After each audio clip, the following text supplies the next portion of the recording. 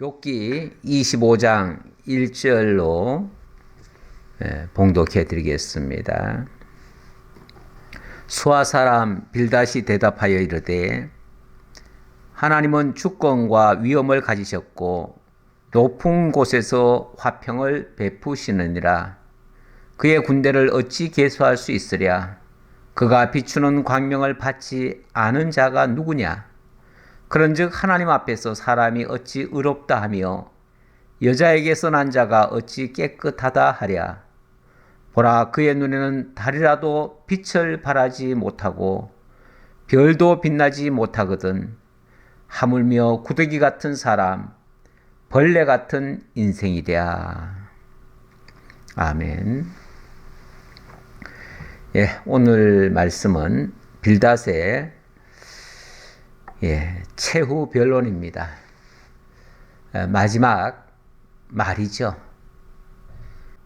제가 지금 방금 읽어드렸지만 이 말씀 속에서 뭐가 잘못됐을까요? 언뜻 들으면은 크게 잘못된 말 같지는 않아요. 왜냐하면 하나님은 주권과 위엄을 가지셨고 높은 곳에서 화평을 베푸시느니라. 하나님을 향해서 주권과 위엄을 가지고 계시다. 틀린 말 아니잖아요. 그리고 그 뒤에 쭉 이야기가 나오는데 언뜻 들으면은 별로 틀린 말이 없는 것 같아요. 다 맞는 말 같기도 해요. 여기 특별히 6절에 보니까 하물며 구더기 같은 사람, 벌레 같은 인생이랴. 구더기 같은 사람, 벌레 같은 인생. 우리 인생을 가리켜서 벌레 같다, 구더기 같은 모습. 사실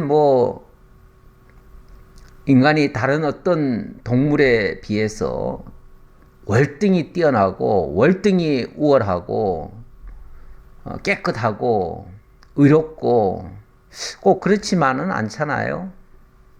인간들도 물론 잘 가꾸고 꾸미고 단장하고 씻고 하니까 좀 깨끗한 면은 있기는 있습니다만은 본질적으로 인간이 그렇게 깨끗한 존재만은 아니에요.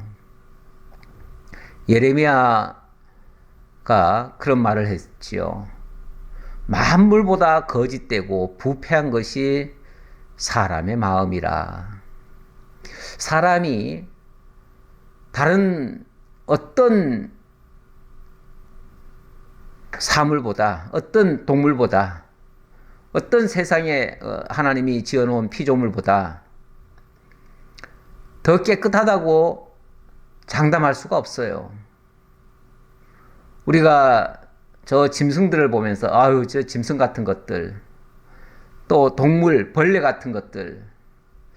그렇지만 우리가 그것들을 때로는 멸시하지만은 하나님 보실 때는 그것들보다 우리가 더 악하다고 생각하기도 해요. 그래서 예레미야가 그렇게 말을 한 거예요. 만물보다 더 거짓되고 아주 부패했다고요. 다른 동식물들은요, 어떤 면에서 하나님이 지어 놓으신 그 본래대로 잘 살고 있어요. 그냥 지음 받은 그대로 순종하며 살고 있어요. 근데 인간만큼은 좀 거스리는 면이 많죠. 하나님의 섭리에 순응한다기보다는 역행을 하는 경우가 더 많아요. 그런 면에서는 더 부패하고 더 가증스럽고 더 악하다고 할 수도 있지요. 그렇기 때문에 이런 말을 아마도 모든 사람, 일반인들, 특히 아담의 후예들에게, 타락한 이후의 인류에게 이 말을 한다는 것은 크게 틀린 말 같지를 않아요. 하지만 매번 제가 또 언급하지만은 지금 이 말을 누구한테 지금 하는 겁니까? 일단은 욥한테 하는 거죠. 욥. 뭐 욥이라고 완벽한 의인이라고 할 수는 없지만 그래도 비교적 하나님의 말씀에 순응하고 하나님의 뜻을 따라서 지금까지 살려고 노력했고 그렇게 한 사람에게는 좀 적당하지 않는 말이고요. 자신을 향해서 내가 이렇게 부족하고 연약하고 때로는 더러운 부분도 있고 정말 미물 같은 그런 존재라고 얘기하는 것은 어떤 면에서 가능하지만 남을 향해서 그런 식으로 말을 하는 것은 이거는 좀 무례한 행위죠. 예, 그래서 일단 적용을 잘못했다고 볼 수 있고요. 예. 그리고 또 사람이 하나님 앞에서 어찌 의롭다 하며 여자에게서 난 자가 어찌 깨끗하다 하랴. 저는 이 말은 상당히 논란의 여지가 있는 말 같기도 해요. 물론 이 말의 의도는 인간이 하나님 앞에서 의로운 자 없다. 이 말을 하려는 것이고, 그리고 여자에게서 난 자라고 하는 표현은 어떻게 보면 이 세상에 태어난 모든 인류를 두고 한 말로 이해가 되어집니다. 하지만 우리 성경에서는 특별히 여자에게서 난 자를 따로 언급한 경우가 있죠. 좀 냉정하게 더 생물학적인 기준까지 곁들여서 더 얘기를 해보면 인간은 기본적으로 남자에게서 태어나는 겁니까? 여자에게서 태어나는 겁니까? 아니 여자가 아기를 낳으니까 여자에게서 태어나지 라고 말하기 쉽지만은 어찌 보면 그 아기 씨라고 할까요? 정충이라고 하는 것은 남자에게 있는 것이죠. 물론 여자를 통하지 않고는 아기가 태어날 수가 없지만은 그러나 씨는 남자에게서 있는 것이죠. 그리고 생물학적으로도 과학적으로도 살펴보면요. 남자의 염색체가 XY로 돼 있고 그래서 어떤 면에서 남녀의 성별을 구별 짓는 것도 남자에 의해서 결정되는 경우가 많아요. 그게 오히려 과학적일 거예요. 뭐 저는 의학에 대해서 잘 확실히는 모릅니다만은 옛날에 우리 이우제 이우제 뭐라고 해야 될까요? 이제 아주머니라고 불렀는데 우리 아주 가까운 친척이에요. 굉장히 인자하시고 굉장히 정말 저희를 잘 대해 주셨어요. 그래서 제가 굉장히 좋아하면서 그분을 따랐는데 이분이 어느 날 쫓겨났어요. 왜냐하면 아기를 못 낳는다고요. 아기 중에서 특히 남자를 못 낳는다고 이제 쫓겨난 거죠. 예. 그 옛날에는 그래서 남자 아기를 못 낳으면은 소박을 맞는 경우가 종종 있었잖아요. 근데 그게 꼭 여자 책임입니까? 그렇지 않아요. 남자 책임이에요. 오히려. 그런데도 그런 식으로 생각을 했어요. 쉽게 말하면 모든 원인이 여자에게 있다라고 생각을 한 거죠. 물론 여기 의미는 그 의미 같지는 않은데요. 좀 다른 의미에서 다른 면에서 얘기한 것 같기는 한데 여자에게서 태어났기 때문에 깨끗하지 않다? 이 말은 아니다 그 말이죠. 악한 자가 태어났다고 하면 어떤 면에서 여자의 책임이라기보다는 남자의 책임이 더 클 수가 있다 그 말이죠. 저는 오히려 그 얘기를 하려는 것이고, 여자에게서 난 자가 깨끗하지 않다 이 말은 성립이 안 되는 말이다 그 얘기 하려고 하는 말이에요. 그리고 우리 성경상으로 보면 모든 인류가 다 남자에게서 태어나요. 그런데 유일하게 여자의 후손이 따로 있지요. 여자에게서 태어나는 여자의 후손이 따로 있어요. 그가 누굽니까? 그가 바로 우리 주 예수 그리스도예요. 우리 주 예수 그리스도가 여자의 후손으로 이 땅에 태어나셔요. 그래서 우리가 늘 고백할 때도 동정녀 마리아에게서 나시고 이 표현을 하잖아요.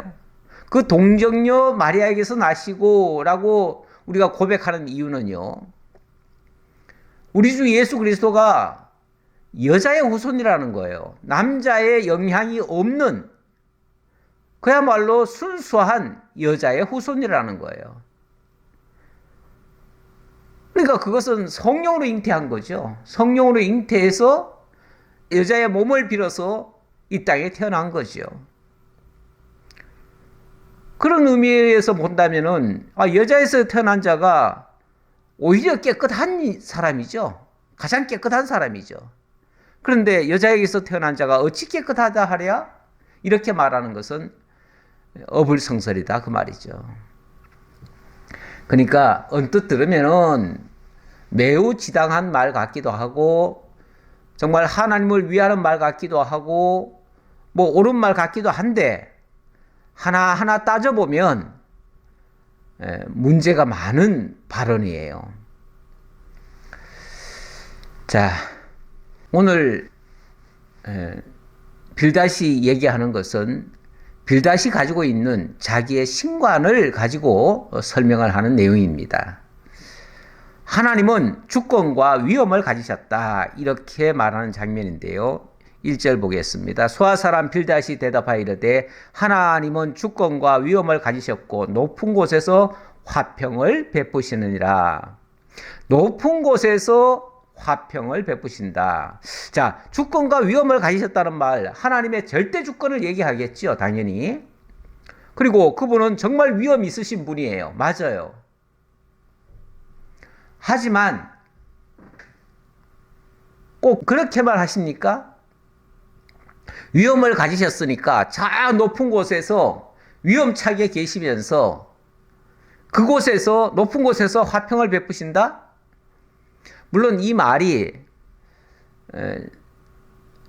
정확하게 그 높은 곳에서 이 낮은 곳에다가 화평을 베푸신다 이렇게 말하면 말이 좀 되긴 하는데 그렇지 않고 이 땅의 것에는 주관하시는 분이 아니라 저 하늘의 것을 주관하시고 하늘에 계시는 분이시다. 만약에 초월적이시고 이 땅과 무관하신 분처럼 얘기하는 것이라면 그것도 좀 문제가 되는 거죠. 그런데 이 말 속에는요, 좀 그런 의미가 있는 것 같아요. 왜냐하면 그런 높은 곳에서 화평을 베푸신다 그러니까 이 땅에다가 화평을 베푸시는 분이 아니라 저 높은 곳에서 화평을 베푸시는 분. 그리고 주권과 위엄을 그곳에서 가지고 계신 분. 이런 식으로 들리기도 하니까요. 그런데 하나님은 큰 높은 곳에 계시고 멀리 계신 분이 아니라 우리 성경을 쭉 살펴보면 하나님은 멀리 계신 분이 아니에요. 오히려 우리 곁에 계신 분이에요. 저 높은 곳에만 계시는 분이 아니라 우리들과 함께 하시는 분이셔요. 사실 우리 하나님은 무소부재하시다고 그러죠. 아니 계신 곳이 없고 모든 곳에서 함께 하시는 분이라는 뜻이에요.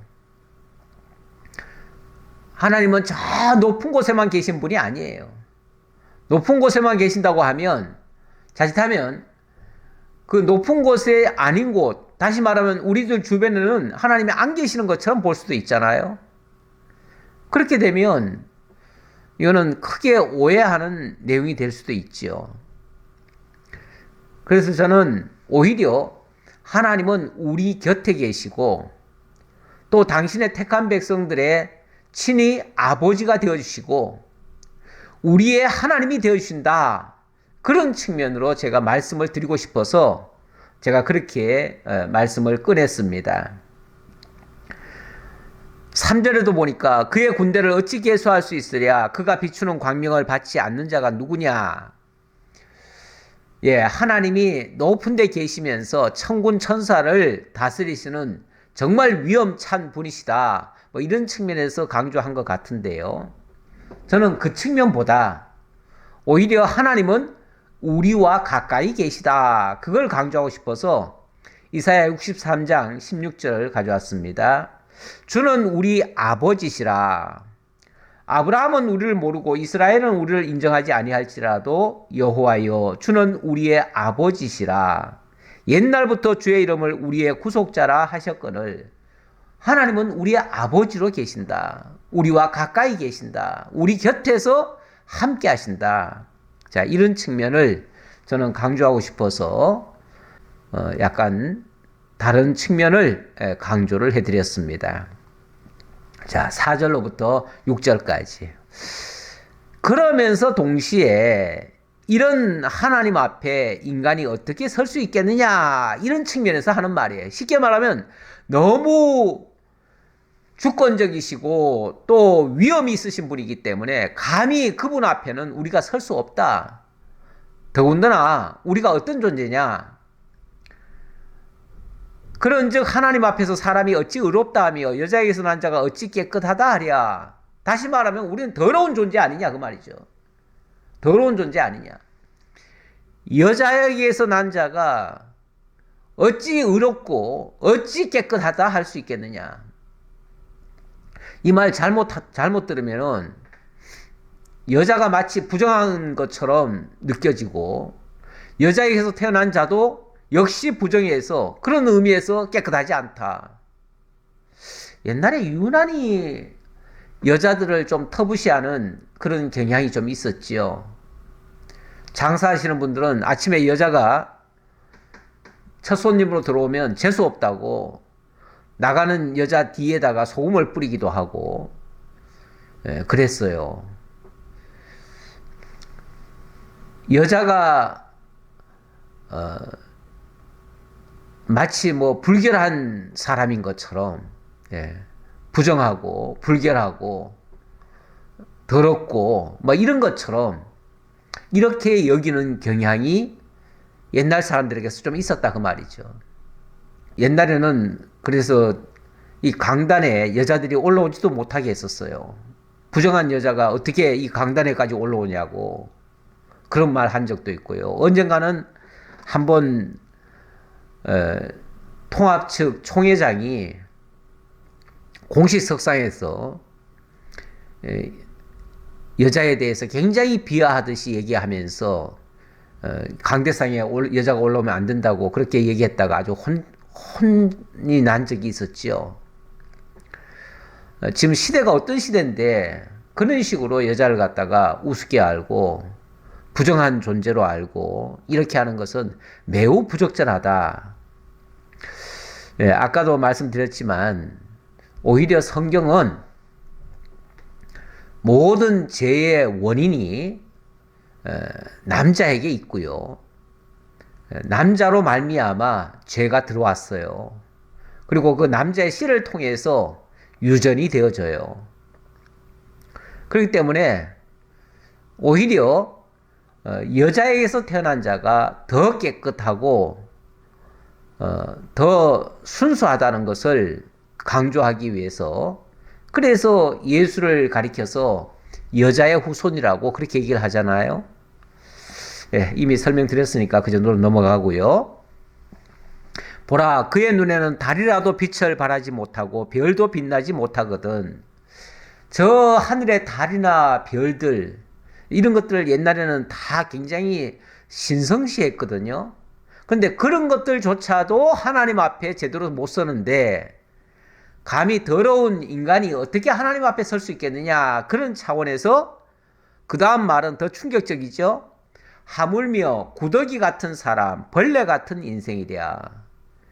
구더기 같은 사람, 벌레 같은 인생. 우리 인간을 물론 내가 생각해봐도 내 자신이 좀 악한 부분도 있고 부정한 부분도 있고 더러운 부분도 있어서 그래서 자신을 가리켜서 정말 구더기 같고 벌레 같다고 하면 그거는 오히려 하나님 앞에 겸손한 자세의 모습일 수도 있어요. 그래서 이런 말을 자기가 얼마나 악하고 연약한지를 설명하기 위해서 얘기를 한다면 그거는 큰 문제가 안 돼요. 근데 이걸 갖다가 욥이라고 하는 특정 인물을 향해서 이 말을 한다는 것은 매우 부적절하고 그건 옳지 않은 자세다 그 말이죠. 인간을 그런 식으로 무가치한 존재 또는 별 가치 없는 존재 또는 사악한 존재로만 보게 되어지면요. 그러면 인간에 대한 소망을 우리가 품을 수가 없어요. 그런데 우리 하나님이 인간을 그렇게 헛되이 짓거나 쓸모없는 존재로만 여기지는 않습니다. 하나님이 처음에 인간을 지으실 때도 다른 모든 만물을 먼저 지어 놓으시고 맨 마지막에 인간을 지으셨잖아요. 그리고 그 인간을 향해서 생육하고 번성하라, 땅을 정복하라, 다스리라 이렇게 말씀하시고 그리고 그에게 모든 만물의 이름을 다 짓게도 하시고 다스리게 하는 그런 권세를 주었잖아요. 물론 그 이후에 타락이라고 하는 과정을 밟기는 했어도 그래도 그 이후에 하나님이 다시 그에게 가죽옷을 해입히셔서 그를 용서까지 해주셨잖아요. 이거는 그에게 소망을 두고 있다는 거예요. 물론 사악한 부분이 있고 그 죄의 영향이 지금도 온 인류에게 미쳐 있지만 그럼에도 불구하고 하나님의 소망은 인간에게 있어요. 그 인간을 당신의 사랑의 대상으로 삼고 그들을 다시 구원하셔서 하나님의 백성, 하나님의 자녀로 삼으시는 그 구원의 역사를 하시는 거예요. 오히려 다른 동식물들은 하나님 앞에 순종도 하고 뭐 다 잘하지만 그래도 그것들은 다 인간에게 먹이로 주셨고 다 이용의 도구로 주셨어요. 그리고 인간은 그것들을 다 다스리게 하는 만물의 영장으로 세워주셨어요. 그 인간이 더 구체적으로 가보니까 고린도전서 1장 29절 이하에 보니까 이런 말이 나와요. 23절부터 먼저 볼게요. 너희는 그리스도의 것이요 그리스도는 하나님의 것이니라. 하나님이 우리 인간을 그리스도를 위해서 창조하셨다는 거예요. 그리고 그리스도는 왜 보내셨냐면 하나님을 위하여 보내셨다는 거예요. 결국 하나님께서 우리를 구원하셔서 하나님의 백성 만드시는 일에 그리스도를 보내셔서 구원하시는 역사를 하셨다 그 말이죠. 하나님이 우리에게 여전히 소망을 두고 계시는 거예요. 왜 그렇게 하시는가? 1장 29절부터 다시 한번 읽어보면요. 고린도전서요. 이는 아무 육체도 하나님 앞에서 자랑하지 못하게 하려 하심이라. 우리 인간으로 하여금 우리 죄를 알고 하나님 앞에 겸손한 자세로 나오게 해서 오직 하나님의 그 위대하심만을 영원토록 찬양하게 하려고 그런다 그 말이죠. 우리를 사랑의 대상으로 삼아서 죄 가운데 있던 우리를 구원하셔서 하나님의 백성으로 만들어서 그렇게 하시는 이유가 하나님만 자랑하게 하려고 그런다 그 말이에요. 그래서 너희는 하나님으로부터 나서 그리스도 예수 안에 있고 예수는 하나님으로부터 나와서 우리에게 지혜와 의로움과 거룩함과 구원함이 되셨으니 보세요. 이래도 비록 죄인이지만 이래도 우리가 하나님께로부터 나온 자들이에요. 그리고 그리스도 예수를 보내셔서 그리스도 예수로 하여금 하나님 안에 있도록 만드신 거예요. 우리가 하나님의 의로움과 거룩함과 구원함이 된 거예요. 이게 하나님이 우리에게 주신 은혜예요, 은혜. 왜 그렇게 하는가? 기록된 바 자랑하는 자는 주 안에서 자랑하라 함과 같게 하려 함이라. 오직 그리스도를 자랑하고 하나님의 은혜를 자랑하게 하려고 그런다 그 말이죠. 그래서 이 다음에 우리가 하나님 나라에 갔을 때는 영원토록 하나님을 찬양하는 그러한 하나님의 친백성들이 다 될 거예요. 그게 하나님이 하시는 은혜의 섭리들이에요. 자, 26장으로 넘어가죠. 26장의 내용은 여기에 대한 욥의 답변입니다. 욥의 답변은 참 희한하죠. 빌닷은 최후의 변론에서 짧게 얘기했어요. 6절밖에 얘기 안 했어요. 더 이상 할 말도 없어요. 그리고 지금까지 욥에게 자기 나름대로 얘기를 했지만 잘 먹혀 들어가지도 않았고 안 통해요. 그러니까 마지막으로 하나님은 이렇게 위대하신 분이야. 그리고 너는 이렇게 죄인이야.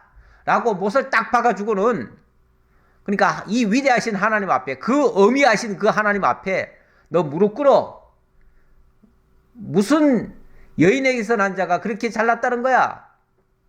그리고 구더기 같은 인생, 구더기 같은 사람, 벌레 같은 인생, 사람 자체가 구더기 같다는 얘기고 그의 삶이 벌레 같다 그 말이에요. 우리 인생이 어떻게 보면 삶이라고 하는 게 너무 팍팍하잖아요. 너무 힘들게 살 때 보면은 뭐 돈 벌기 위해서 심지어 먼지 뒤집어 쓰고 그거 정말 참 오동 굴욕 다 받아가면서 살잖아요.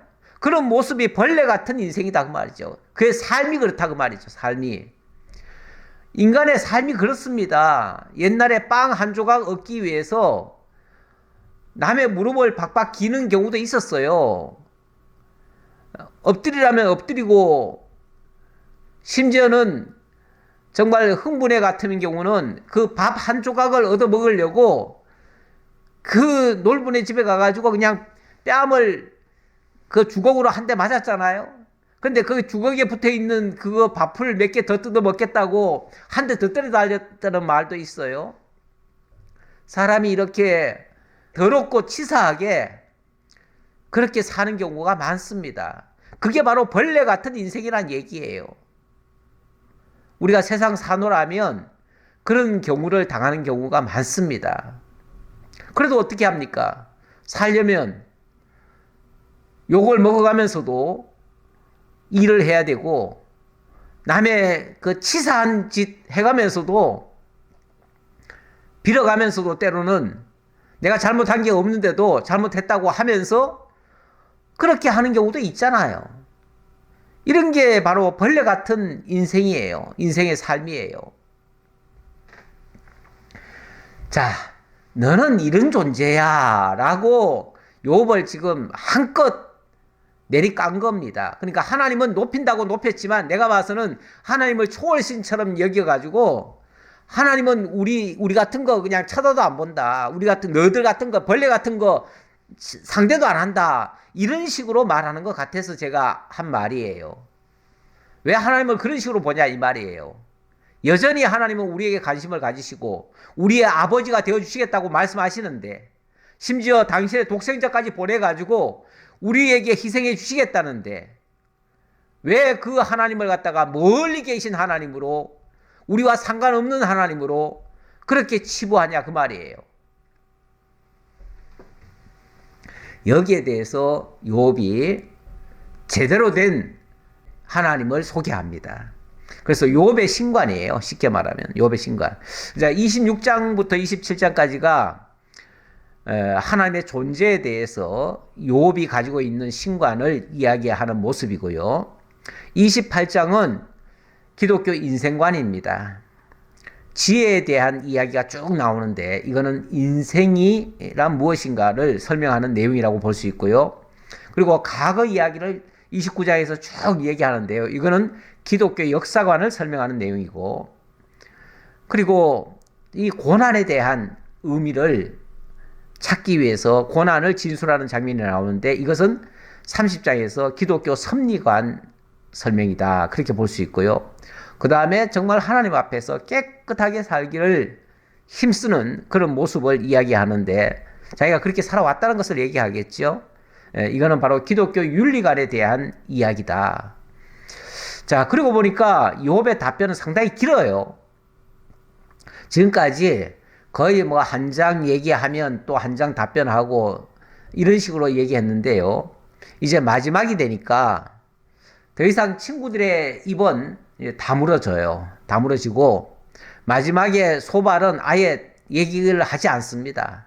얘기하지 않고 이제는 욥의 답변의 시간입니다. 욥의 시간이에요, 한마디로. 욥이 자기의 모든, 자기가 갖고 있는 모든 하나님에 대한 관점을 소상하게 설명하는 내용이에요. 그 중에 신관을 26장부터 27장까지 소개하겠다, 그 얘기죠. 자, 26장. 기독교 신관 가운데 일단은 앞에서 빌닷이 얘기를 했으니까 얘기한 거에 대한 한번 책망은 한번 하고 넘어갑니다. 자, 그래서 1절로 4절에 보니까 네가 누구의 정신을 듣고 배워서 나한테 이렇게 가르치느냐라고 어찌 보면 좀 항변하는 말이죠. 욥이 대답하이르되 네가 힘없는 자를 참 잘도 도와주는구나. 기력 없는 팔을 참 잘도 구원하여 주는구나. 약간은 빈정되는 말이죠. 빈정되는 투예요. 투인데 27장 1절에 보니까요. 욥이 또 풍자하여 이르되 이렇게 얘기하죠. 풍자하여 이르되. 그러니까 이런 표현이 일종의 풍자 같은 모습이다, 그런 얘기예요. 뭐 비유로 얘기한다든지 뭐 어떻게 들으면은 우리말로 들으면은 자, 네가 참 나한테 잘도 가르치는구나 하고서 약간 좀 빈정대듯이 얘기하는 것 같기도 하고 좀 우리말로 하면 비꼰다 이런 표현이죠. 예. 그런데 네가 날 뭘 가르치려고 하는데 그게 제대로 된 가르침이냐라고 하는 일종의 반문 형식이에요. 반문 형식인데 네가 힘없는 자를 참 잘도 도와주는구나. 힘없는 자. 그렇죠. 욥은 지금 모든 기운이 다 빠진 사람이에요. 힘이 없는 사람이에요. 스스로는 도저히 일어날 수 없는 사람이에요. 그런 사람을 향해서 이렇게 모진 소리, 단 한 번도 위로하는 말은 없고 계속해서 공격하는 말로 이렇게 한다면 정말 힘없는 자를 참 잘도 도와주는 거구나. 이게 도와주는 거냐 그 말이죠, 한마디로. 그리고 기력 없는 팔을 참 잘도 구원하여 주는구나. 나는 지금 기력이 없어서 너한테 도와달라고 팔도 지금 못 뻗고 있다.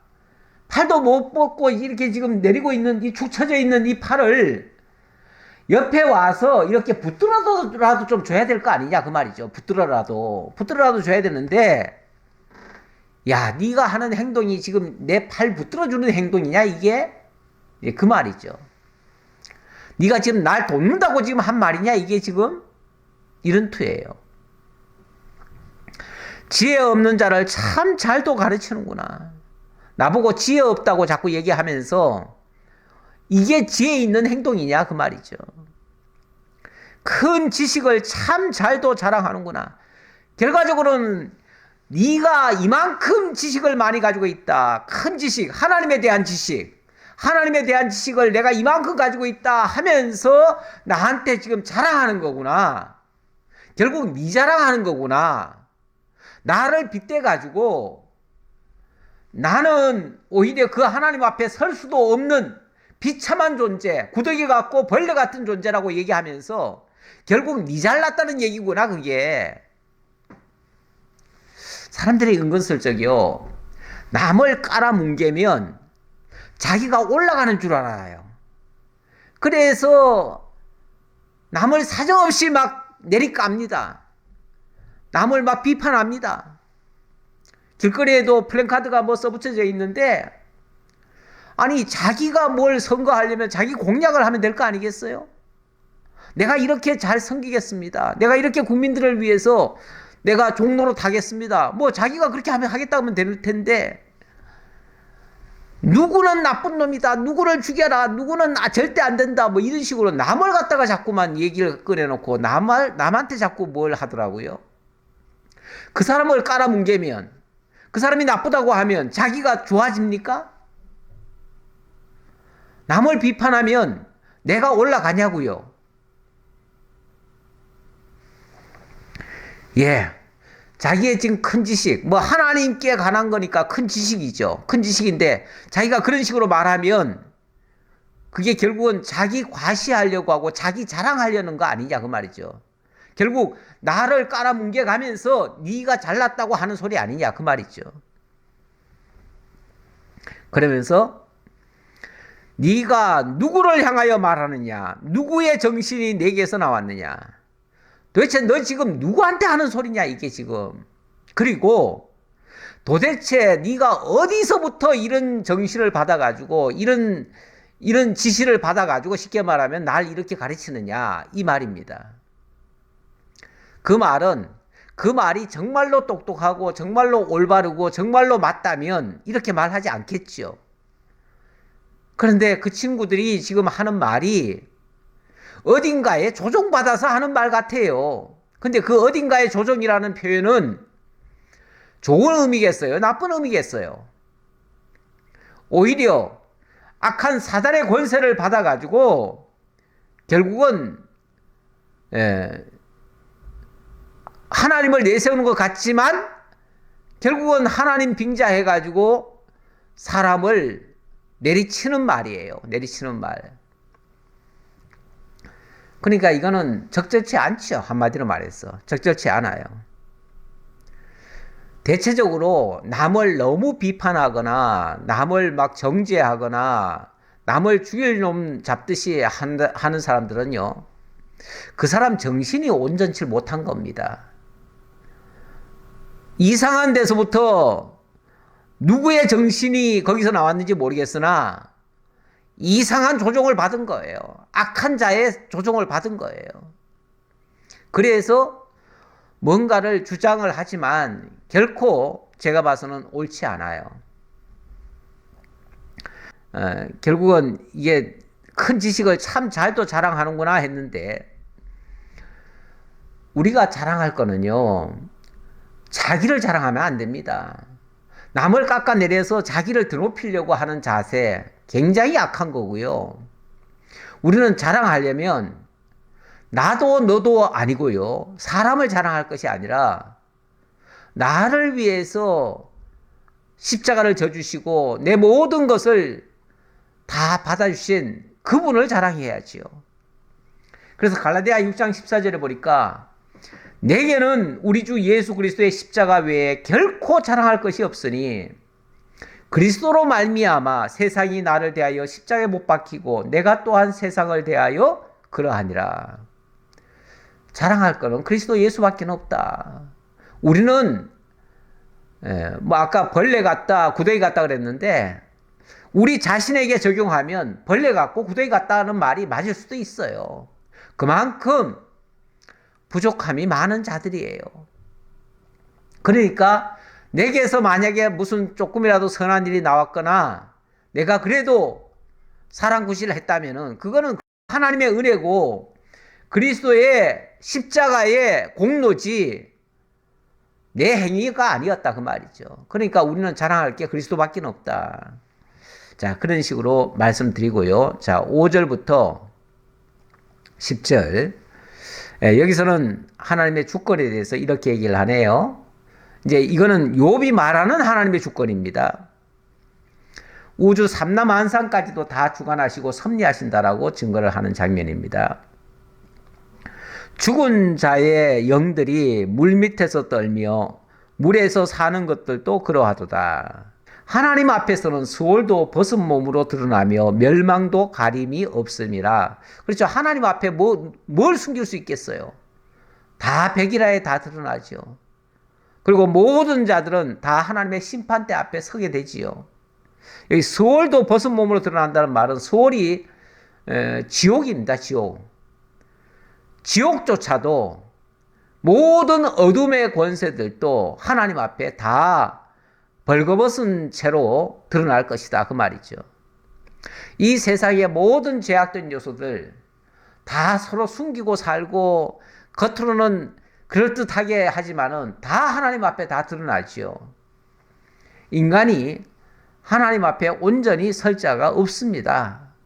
뭐 그런 의미에서는 아까도 비슷한 빌닷의 말도 좀 일리는 있다. 그러니까 빌닷의 말이 다 틀렸다는 얘기는 아니에요. 일부는 맞는 말이긴 한데 그거를 잘못 적용하면 자기한테 적용 안 하고 남에게 적용하면 그거는 안 맞다 그런 얘기고 특히 욥에게 적용하는 것은 정말로 아닌 겁니다. 어떤 면에서 욥은 정말 그리스도를 예표하고 있는 사람이기도 한데요. 그런 사람을 향해서 자꾸만 이렇게 정죄하고 하는 것은 마치 종교 지도자들이 예수님을 십자가에 못 박으려고 온갖 모함과 온갖 정죄를 다한 모습과도 비슷해요. 7절입니다. 그는 북쪽을 허공에 펴시며 땅을 아무것도 없는 곳에 매다시며 물을 빽빽한 구름에 싸시나 그 밑에 구름이 찢어지지 아니하느니라. 이거는 우주 삼라만상의 모습을 지금 설명한다고 볼 수 있는데요. 저 북쪽을 허공에 펴신다는 말은 저 북극성 같은 거 있잖아요. 그런 것들이 저 허공에 지금 펼쳐져 있다 그 말이고 땅을 아무것도 없는 곳에 매다셨다. 이 지구라고 하는 것이요. 지구라고 하는 것이 지금 어디에 붙어 있는 겁니까? 어디에 붙어 있는 겁니까? 아니면 아무것도 없는 곳에 지금 매달려 있는 겁니까? 그렇죠. 하나님이 우주 공간에다가 지구라고 하는 것을 둔 거 아닙니까? 이게 공중에 지금 매달려 있는 셈이나 똑같아요. 하나님이 이 우주를 지으시고 그 가운데 한 별을 만들어 놓고 거기에 인간이 살도록 이렇게 지금 지구를 만들어 놓은 거예요. 그래서 우리가 사는 이 땅은 공중에 지금 매달려 있어요. 욥이 정확하게 그 당시 우주과학을 배우지 않았겠지만은 하나님의 지혜로 하나님이 이 우주를 이런 식으로 만들어서 정말 질서정연하게 지금 운행하고 계시다. 그러니까 온 우주를 하나님이 지으셨을 뿐만 아니라 그것을 친히 다스리고 섭리하고 계시다라는 이야기를 하고 있는 중이에요. 그리고 물을 빽빽한 구름에 쌓았는데 그 밑에 구름이 찢어지지 않는다. 그렇죠. 우리가 저 비행기 타고 좀 높이 올라가 보면 저 공중에 구름이라고 하는 게 두둥실 떠다녀요. 근데 그게 사실은 다 물덩어리거든요. 다 물들이에요, 물들인데 그것들이 보자기를 쌓은 것도 아닌데 마치 보자기에 쌓여 있는 것처럼 이렇게 뭉쳐져 있어요. 물론 그것이 막 계속 쏟아지면은 뭐 어마어마한 밑에서 물폭탄을 맞겠죠. 그러나 하나님께서 그냥 구름만 지나가게 하시는 경우도 많아요. 그런 얘기를 하는 거예요. 이렇게 하나님이 세상에 공중에 물을 저장하다니 이게 있을 수가 있나요? 일반 상식으로는요. 일반 상식으로는 모든 것은 다 위에서 아래로 떨어지게 돼 있는데 물이라고 하는 것이 위에 있으면은 그냥 우리가 물을 이렇게 뿌려보지만 다 아래로 떨어지잖아요. 그러면 저 공중에 있는 물도 반드시 아래로 떨어져야 되는데 어떻게 저 공중에 구름이라고 하는 형태를 띠고 물이 저 공중에 매달려 있을 수 있냐 그 말이에요. 이것도 하나님이 하시는 거다. 그는 보름달을 가리시고 자기의 구름을 그 위에 펴시며 수면의 경계를 그으시니 빛과 어둠이 함께 끝나는 곳이니라. 이 소위 말해서 자연과학 또 우주 이런 것들을 뭐 천체 물리학 이쪽으로 이렇게 점점 들어가 보면요. 우리가 이 땅에서는 이해할 수 없는 정말 오묘한 그런 방법으로 모든 것이 운행이 되어져요. 사실 우리가 다 밝히지 못하고 있죠. 어떤 과학자들은 마치 우주를 다 아는 것처럼 설명하기도 하는데 아직 멀었습니다. 우리가 우주를 다 알 수가 없어요. 그냥 보이는 것만 가지고 설명할 뿐이에요. 그리고 이 땅에 있는 상식을 가지고 거기에 준용해서 지금 이해하는 것 뿐이에요. 어디까지나 추정이고요. 원래 과학이라고 하는 게 어떻게 됩니까? 과학이라고 하는 거는요, 기본적으로 보면 뭡니까? 가정에서부터 출발하잖아요. 가정에서 출발해가지고 실험을 하죠. 실험을 해서 생각대로 만들어지면 결과가 나오면 이 결과를 보고 뭐라고 그랬냐면 이거는 진리다 이렇게 얘기를 해요. 진리인데 그런데 과학은 진리다라고 결론만 가지고 자꾸 얘기를 하는데 과학의 시작 출발점이 가정이에요. 가정이라면은 가정이라고 하는 거는요. 다른 가정을 하면 다른 실험 가정을 하고 다른 실험을 하면요.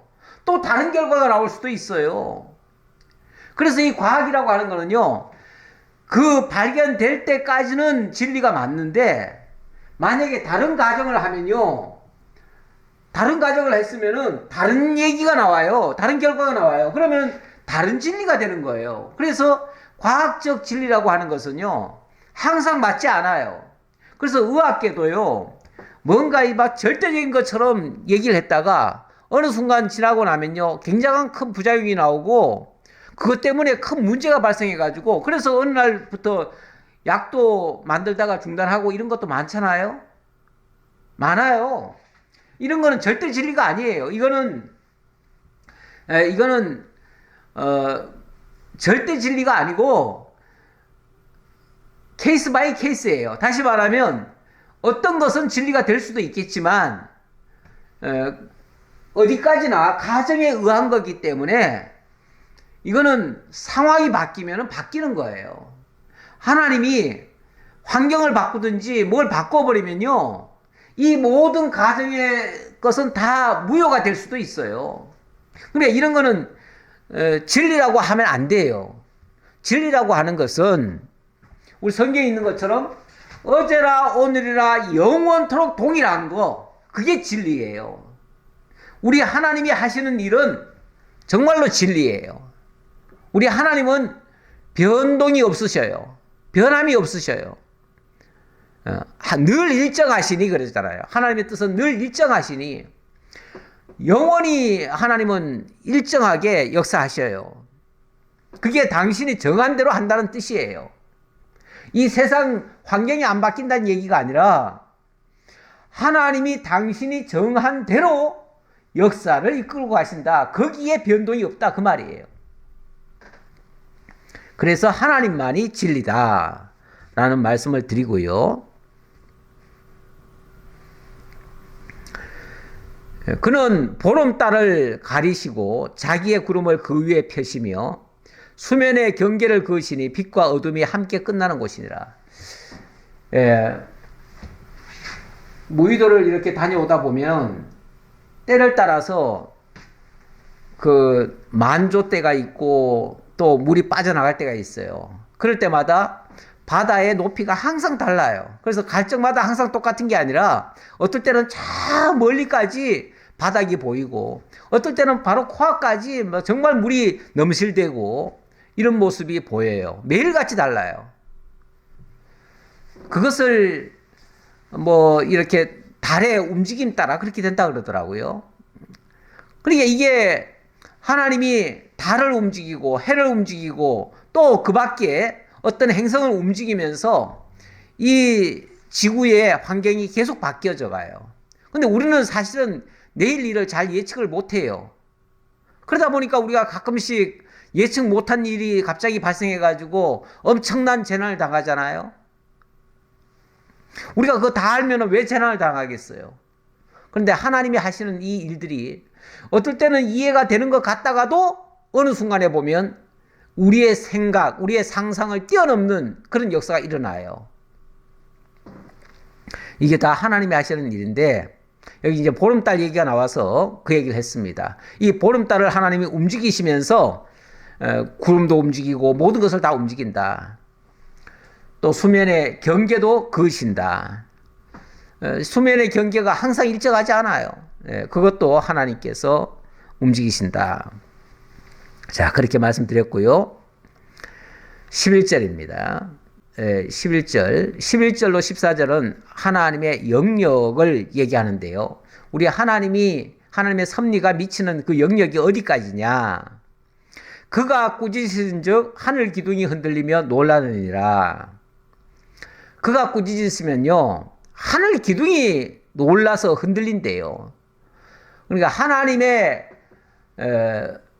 그 정말 무서운 말씀, 하나님의 진노 앞에 이 지구는 사실 뭐 별것도 아닙니다. 전 우주가 다 움직일 수 있으니까요. 그는 능력으로 바다를 잔잔하게 하시며 지혜로 라합을 깨뜨리신다. 이 라합이라는 말은 먼저는 아마 이 리오야단이라고 했던 것 같은데, 이게 바다 괴물이라는 뜻입니다. 리오야단을 라합이라고 번역을 한 거예요. 바다 괴물인데 일종의 이건 바다의 용, 해룡이라고 할 수 있습니다.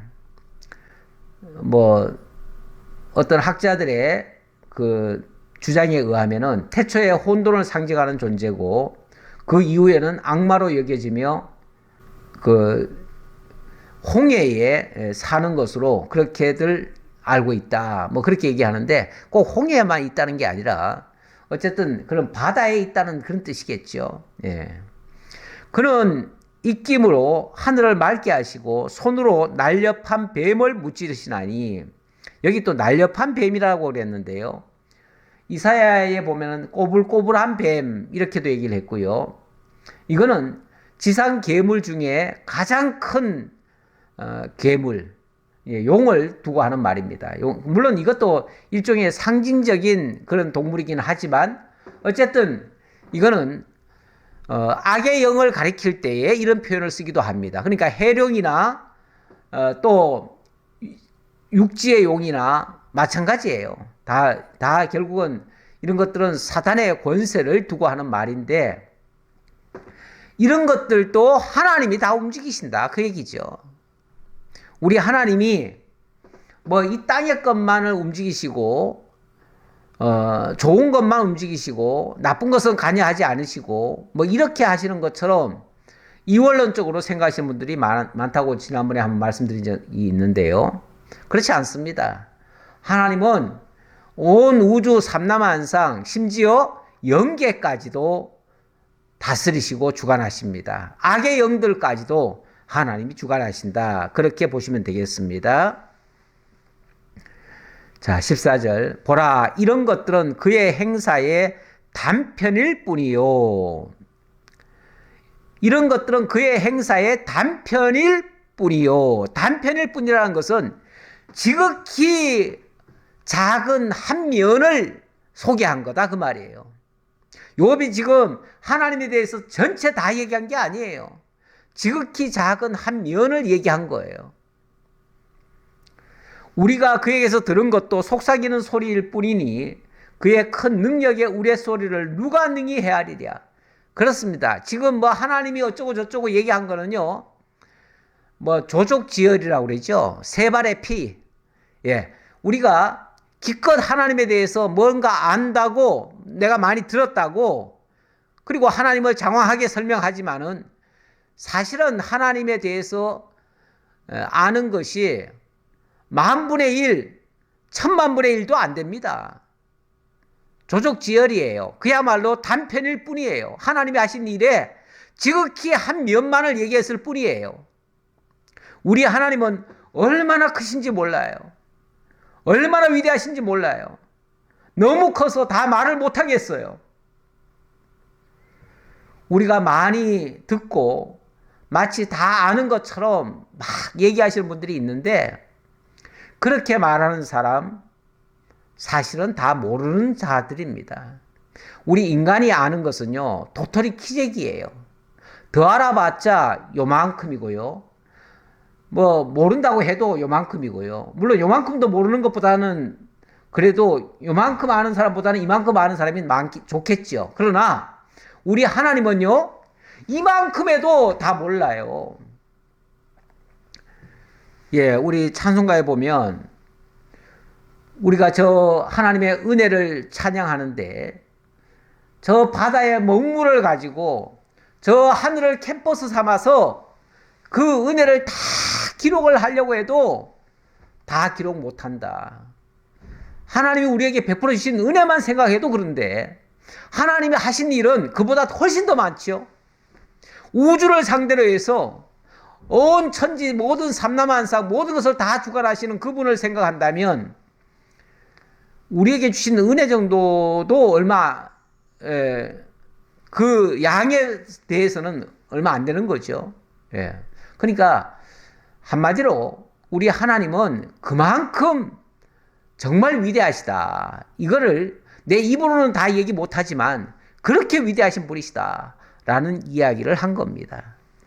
어쨌든 오늘 욥이 하나님의 신관에 대해서 일단 한번 얘기를 했고요. 다음 주에 한번 더 얘기할 건데, 우리 하나님 한마디로 너무 위대하신 분이고, 그러니까 물론 뭐 앞에서 빌닷도 하나님을 위대하다, 어미하다 뭐 이런 식으로 얘기를 했지만은, 그것보다 훨씬 더 좀 더 진지하게 설명하는 내용이 있죠.